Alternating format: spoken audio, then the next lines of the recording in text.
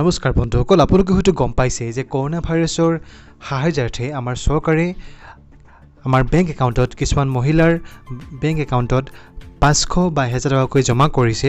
গতিকে সেই সাহায্যৰ ধন আপোনাৰ একাউণ্টত কিদৰে জমা হৈছে নে নাই সেইটো আপুনি কিদৰে চেক কৰিব তাৰ বিষয়ে আমি ভিডিঅ'ত আলোচনা কৰিম।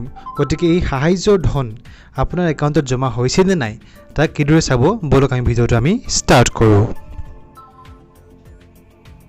গতিকে আপোনাৰ যোনটো পইচা হয় সেই পইচাটো আপুনি চেক কৰিবলৈ হ'লে নিজৰ মোবাইলত চেক কৰিবলৈ হ'লে আপুনি যিকোনো এটা ব্ৰাউচাৰত যাব বা গুগলত গৈ আপুনি PFMS বুলি টাইপ কৰি দিব।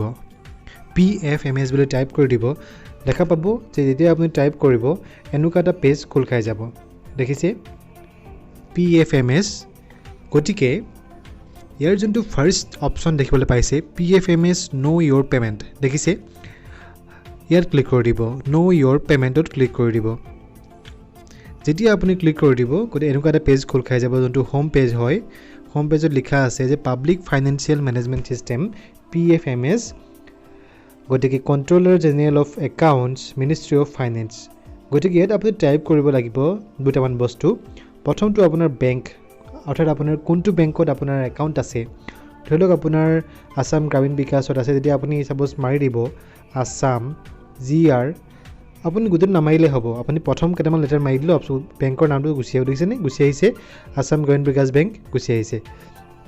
ঠিক সেইদৰে ছাপ'জ আপোনাৰ ষ্টেট বেংকত আছে, তেতিয়া আপুনি কি কৰিব লাগিব, STATE ষ্টেট বেংক, দেখিছে কেইবাটা অপশ্যন আহিছে। যিহেতু SBI state bank of India, প্ৰথম অপশ্যনটোত ক্লিক কৰি দিব ষ্টেট বেংক অফ ইণ্ডিয়া।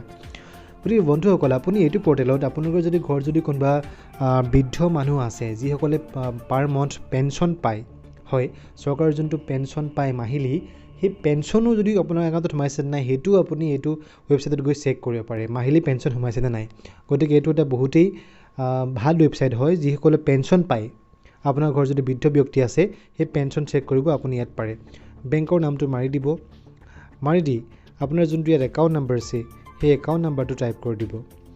মই একাউণ্ট নাম্বাৰটো টাইপ কৰি লৈছোঁ, তাৰপৰা আপোনালোকক দেখাই আছোঁ। আৰু একাউণ্ট নম্বৰ টাইপ কৰাৰ পিছত যোনটো ভেৰিফিকেশ্যন আছে, হয় সেই যোনটো ৱৰ্ড ভেৰিফিকেশ্যন এটা দিব, এই ভেৰিফিকেশ্যন কোডটো আপুনি টাইপ কৰিব লাগিব এজ ইট ইজ, ইয়াত যেনেকৈ আছে। চাব যদি আপুনি এইটো বুজিও পোৱা নাই তেন্তে আপুনি তলৰ যোনটো দেখিছে কাৰ্চিনটো ইয়াত ক্লিক কৰি দিব, তেতিয়া বেলেগ এটা আহি যাব।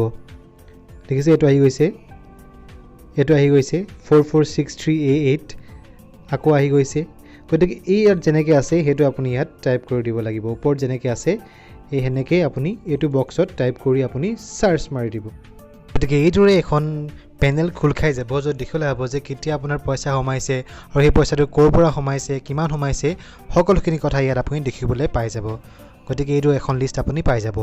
আৰু যদিহে আপোনাৰ ছাপ'জ পইচা সোমোৱা নাই বা আপোনাৰ কিবা খেলিমেলি হৈছে, ন' ৰেকৰ্ড ফাণ্ড বুলি এইদৰে আহিব। গতিকে এইদৰে আপুনি নিজৰ মোবাইলতে আপোনাৰ যোনটো পইচা হয় সেইটো সোমাইছে নাই চেক কৰি ল'ব পাৰিব। গতিকে থেংক ইউ, জয় আই অসম।